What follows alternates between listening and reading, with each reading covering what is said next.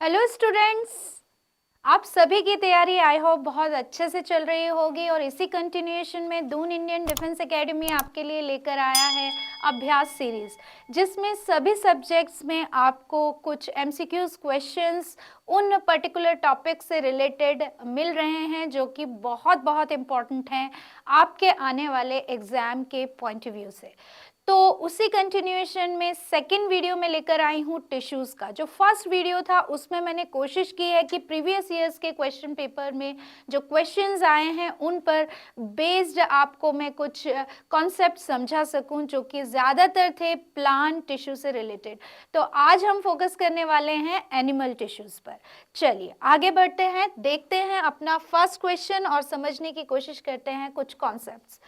Which muscles act involuntary? तो बच्चों जो मसल्स होती हैं वो तीन तरह की होती हैं, कार्डियक मसल्स, स्केलेटल मसल्स और स्मूथ मसल्स। सभी के अपने अपने स्ट्रक्चर होते हैं और फंक्शन होते हैं। जैसे कार्डियक मसल्स स्पेसिफिकली हार्ट में प्रेजेंट होती हैं, स्केलेटल मसल्स बोन से जुड़ी हुई मसल्स होती हैं, इसीलिए इनको स्केलेटल मसल्स कहते हैं। इनको स्ट्राइटेड मसल्स भी कहते हैं, इन्हें वॉलंटरी मसल्स भी कहते हैं। और जो स्मूथ मसल्स होती हैं वो हमारे इंटरनल ऑर्गन में प्रेजेंट होती हैं, इनवॉलंटरी ऑर्गन्स में प्रेजेंट होती हैं। तो यहाँ पर आपको जो क्वेश्चंस दिया गया है वो ये बताने के लिए कि कौन कौन सी मसल्स इनवॉलंटरी होती हैं। तो ऑप्शंस हैं आपके striated muscles, smooth muscles, cardiac muscles और स्केलेटल मसल्स। तो बेसिकली बच्चों मैं आपको बता देती हूँ कि जो स्ट्राइटेड मसल्स हैं और स्केलेटल मसल्स हैं वो एक ही मसल्स के नाम हैं। तो यहाँ पर जो ऑप्शन है जो इनवॉलेंट्री, और ये जो मसल्स होती हैं ये मैंने अभी आपको बताया ये वॉलेंट्री मसल्स होती है। तो इनको यदि हम हटा दें तो कार्डियक मसल्स और स्मूथ मसल्स जो होती हैं वो इनवॉलेंट्री होती हैं, यानी कि हमारा ऑप्शन सेकंड और ऑप्शन थर्ड जो है वो इनवॉलेंट्री मसल्स का है। तो राइट ऑप्शन हमारा बनता है बी ऑप्शन। तो इस तरह के कुछ क्वेश्चंस आपको कॉन्सेप्ट बेसिस क्वेश्चंस आते रहेंगे। नेक्स्ट क्वेश्चन है fat are stored in human body. ये तो बहुत ही पॉपुलर क्वेश्चन है, सभी तरह के कॉम्पिटिटिव एग्जाम्स का बहुत ज़्यादा पूछा जाता है कि हमारी बॉडी में जो फैट है वो किस टिश्यू में डिपॉजिट होता है। तो वैसे तो इसका डायरेक्ट आंसर है एडिपोज टिश्यू जो कि है ऑप्शन बी। और मैं बता देती हूँ कि जो एडिपोज टिश्यू है वो हमारे जो जितने भी इंटरनल ऑर्गन्स होते हैं, जो सॉफ्ट डेलिकेट ऑर्गन हैं, उनके चारों तरफ एडिपोज टिश्यू प्रेजेंट होता है। उसके अलावा एडिपोज टिश्यू प्रेजेंट होता है बिलो द स्किन, और ये एक थर्मल रेगुलेशन का काम करता है, ये एक इंसुलेटर की तरह काम करता है और साथ ही फैट भी डिपॉजिट करता है। साथ ही इंटरनल ऑर्गन के चारों तरफ ये एक तरह की पैडिंग बनाता है, तो सुरक्षा का काम भी करता है। तो एडिपोज टिश्यू बहुत ही इंपॉर्टेंट है, बहुत ज़्यादा पूछा जाता है। इस क्वेश्चन को आप बाय हार्ट लर्न कर लीजिए। अच्छा, एडिपोज टिश्यू में क्या होता है, इनमें एडिपोसाइट सेल्स होती हैं जिनके अंदर की फैट ग्लोब्यूल होते हैं जिनमें फैट मॉलिक्यूल्स स्टोर रहते हैं। चलिए बढ़ते हैं दूसरे क्वेश्चन की तरफ। Nissls granules are present in nerve cell, mast cell, bone cell और cartilaginous cell। तो इसका राइट आंसर है आपका नर्व सेल, और आपको मैंने डायग्रामेटिकली भी यहाँ पर समझाने की कोशिश की है। राइट आंसर बनेगा नर्व सेल। तो बच्चों यदि मैं कहूँ कि नर्व सेल का कैरेक्टरिस्टिक फीचर क्या है, तो नर्व सेल का कैरेक्टरिस्टिक फीचर ये होता है कि वो इम्पल्स को एक जगह से दूसरी जगह कम्युनिकेट करने में इम्पॉर्टेंट रोल प्ले करती हैं, यानी कि हमारी बॉडी में जो पूरा कंट्रोल और कोऑर्डिनेशन होता है वो नर्व सेल की वजह से ही होता है। नर्व सेल्स बहुत ही स्पेशलाइज्ड एनिमल सेल होती हैं जिनमें जितने भी जो सेल के राइबोसोम्स होते हैं वो ग्रेन्युलेटेड फॉर्म में एग्रीगेट हो जाते हैं, इकट्ठे हो जाते हैं, और इन्हीं को हम निजल्स ग्रेन्यूल्स कहते हैं। निजल्स ग्रेन्यूल्स आपको और किसी तरह की सेल में देखने को नहीं मिलेंगे, सिर्फ और सिर्फ नर्व सेल में ही मिलेंगे। इसीलिए ये नर्व सेल का कैरेक्टरिस्टिक फीचर बनाते हैं और क्वेश्चन इनको लेकर के बहुत पूछा जाता है, क्योंकि जनरल साइंस की हम बात कर रहे हैं तो जनरल साइंस में बहुत स्पेसिफिक क्वेश्चंस आपको पूछे जाते हैं। बढ़ते हैं अनदर क्वेश्चन की तरफ। Bone forming cells are called. तो देखिए थोड़ा सा आपको यहाँ पर कंफ्यूज करने के लिए ऑप्शंस दिए हुए हैं, ऑस्टियोब्लास्ट, ऑस्टियोक्लास्ट, कॉन्ड्रोब्लास्ट और कॉन्ड्रोक्लास्ट। तो यहाँ पर एक छोटा सा ट्रिक मैं आपको बता देती हूँ कि देखिए, समथिंग रिलेटेड विद कार्टिलेज उसको हम कॉन्ड्रो से रिप्रेजेंट करते हैं।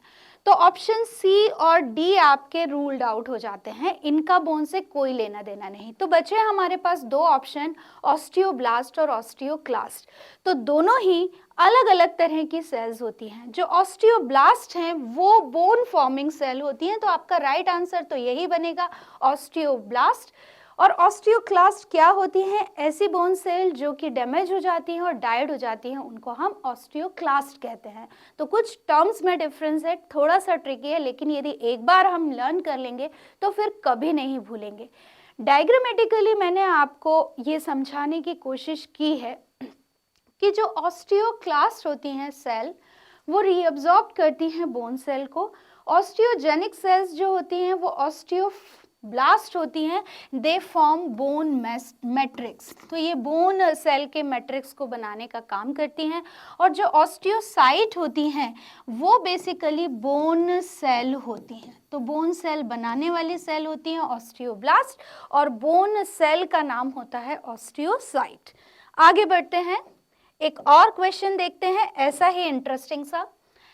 Intestine absorbs the digested food materials. What type of epithelial cells are responsible for that? यानी ये पूछा जा रहा है कि कॉलमनर एपिथेलियल या क्यूबॉइडल या स्ट्रेटिफाइड या ग्लैंडुलर एपिथेलियम सेल में से कौन सी सेल इंटेस्टाइन में प्रेजेंट होती हैं। तो बच्चों, मैंने आपको बताया था कि जो इंटेस्टाइन और स्टमक है वहाँ पर स्पेसिफिकली प्रेजेंट होती है कॉलमनर एपिथेलियल सेल, क्योंकि कॉलमनर एपिथेलियल सेल सिक्रीशन और एब्जॉर्प्शन से रिलेटेड है। They are well modified for the secretion and absorption. और हमारे स्टमक और इंटेस्टाइन में दोनों ही काम होते हैं। सिक्रीशन होता है एंजाइम्स का, और स्मॉल इंटेस्टाइन में डाइजेस्टेड फूड का एब्जॉर्प्शन होता है।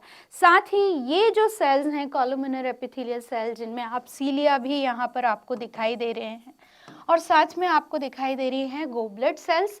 तो ये डायग्राम मैंने इसलिए लिया है ताकि मैं आपको बता सकूं कि गोबलेट सेल भी एक तरह की मॉडिफाइड कॉलमनर एपिथेलियल सेल होती हैं, जो कि हमारी बॉडी में, हमारे इंटेस्टाइन और स्टमक में म्यूकस का सिक्रीशन करती हैं। तो यदि आपसे क्वेश्चन पूछा जाए कि म्यूकस सिक्रेटिंग सेल क्या होती हैं, तो वो भी मॉडिफाइड कॉलमनर एपिथेलियल सेल्स होती हैं, जिनको हम गोबलेट सेल्स कहते हैं। Otherwise columnar epithelial cell present होती हैं स्टमक और इंटेस्टाइन में, जो कि एंजाइम का सिक्रीशन करती हैं और डाइजेस्टेड फूड का एब्जॉर्प्शन करती हैं। आइए बढ़ते हैं दूसरे क्वेश्चन की तरफ। A person met with an accident in which 2 long bones of hand were dislocated, which among the following may be the possible reason. वो कह रहा है कि जो हड्डियां हैं, दो हड्डियों के बीच में जो हड्डी है वो क्या हो गई, टूट गई है। तो वहां पर कौन सा टिश्यू ब्रेक हो सकता है? ऑप्शन दिए हैं, tendon break, break of skeletal muscle, ligament break और एरियुलर टिश्यू ब्रेक। यदि हमें फंक्शन पता है तो हम आंसर आसानी से ट्रेस आउट कर सकते हैं। तो आइए देखते हैं जरा फंक्शन। टेंडन का फंक्शन होता है टू जॉइन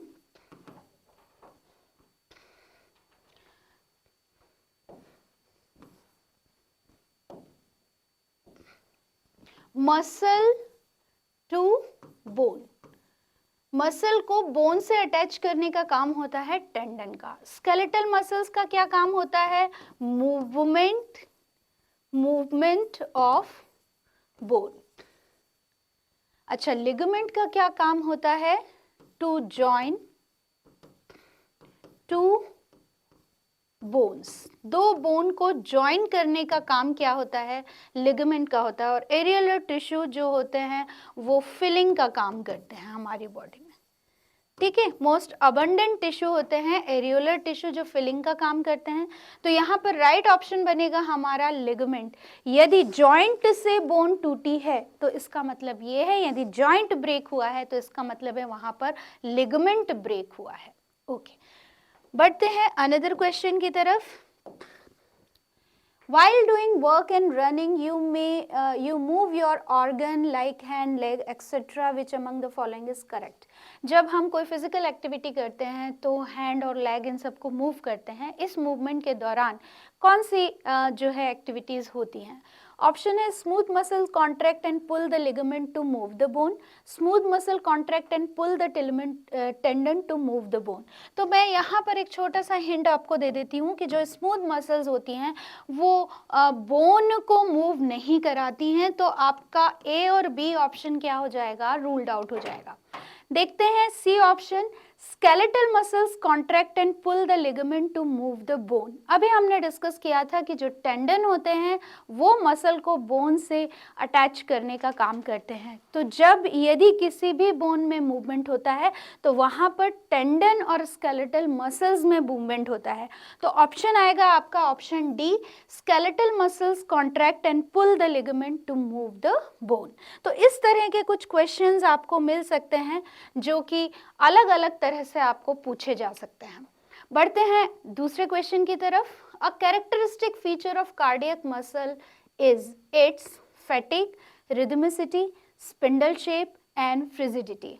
तो यहाँ पर मैं आपको बता देती हूँ कि जो कार्डियक मसल्स होती हैं वो एक तरह की स्ट्राइटेड ब्रांच्ड मसल्स ही होती हैं, लेकिन वो इनवॉलेंट्री होती हैं फंक्शन में, और वो बहुत ही स्पेसिफिक जगह पर, लोकेशन पर प्रेजेंट होती है, जो प्रेजेंट होता है जहाँ पर हार्ट प्रेजेंट होता है। तो हार्ट में ये मसल्स प्रेजेंट होती हैं। हमारा हार्ट अंदर से खोखला होता है जिसमें ब्लड भरा हुआ रहता है, लेकिन हार्ट की जो वॉल होती हैं वो कार्डियक मसल्स की बनी होती हैं। देखिए यहाँ पर आपको डायग्राम भी दिया हुआ है, और इस डायग्राम में आप यहाँ पर देख सकते हैं कि ये जो मसल्स हैं ये ब्रांच्ड मसल्स हैं। यहाँ से आपको ये ब्रांचिंग नज़र आ रही होगी कि ये ब्रांच्ड मसल्स हैं, ये यहाँ पर ब्रांचिंग नज़र आ रही है आपको। तो ये ब्रांच्ड मसल्स होती हैं, और ये जो मसल्स होती हैं इनका एक कैरेक्टरिस्टिक फीचर होता है कि इनमें रिदमिसिटी होती है, यानी पर्टिकुलर टाइम पीरियड के अकॉर्डिंग ये कॉन्ट्रैक्ट होती हैं और रिलैक्स होती हैं। तो इनका जो स्पेसिफिक फीचर होता है वो होता है रिदमिसिटी।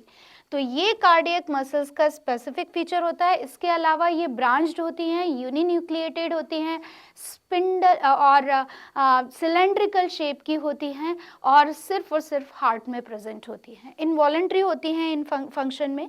तो इस तरह से कुछ क्वेश्चंस आपको पूछे जा सकते हैं टिश्यूज से रिलेटेड। फिर आते हैं हम नेक्स्ट क्वेश्चन की तरफ। Synapse is junction between two axon, junctions between two dendroids, junction between axon and dendroid, junctions between cell bodies। तो बच्चों जो साइनेप्स होता है, साइनेप्स बेसिकली ये जो टर्म हम इस्तेमाल करते हैं, ये टर्म हम इस्तेमाल करते हैं नर्व सेल के कॉन्टेक्स्ट में। जब भी नर्व सेल्स के कनेक्शंस होते हैं तो उन कनेक्शंस को हम जो हैं वो साइनेप्स कहते हैं। तो यहाँ पर आपको ये एक डायग्राम दिखाया गया है एक साइनेप्स का। एक साइनेप्स मतलब एक गैप होता है जो कि दो नर्व सेल को आपस में कनेक्ट करता है। जब भी नर्व सेल में ट्रांसमिशन होता है तो वो जो ट्रांसमिशन होता है वो एक ही डायरेक्शन में होता है, यानी कि वो डायरेक्शन होता है डेंड्रॉन, डेंड्रॉन से सेल बॉडी और सेल बॉडी से एक्सॉन।